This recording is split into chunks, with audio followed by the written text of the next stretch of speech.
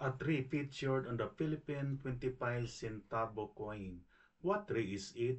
Introducing Catmon Delinia philippinensis of the family Deliniaceae. The genus name Delinia is named after the German botanist Johann Jacob Dellenius. The species name Philippinensis was derived from Philippines, indicating its geographical origin. Catmon is an endemic species, which means it can only be found in the Philippines. It is widely distributed in the Philippines and almost all forested provinces. It is found in primary and secondary forest, at times growing in open, dry grassland in Mount Banahaw, Quezon, often inhabiting flat level lands at low and medium altitudes.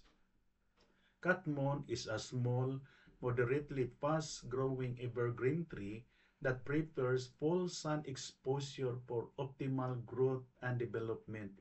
Its wood is used for posts above stumps, beams, flooring, sheathing, ceiling, furniture, musical instruments, paving blocks, and mine timbers. Extracts from the sepals of its flowers are used as a cough syrup. Leaves and bark are used as laxatives and astringents. The fruit pulp can be made into jam and as souring agents for sinigang.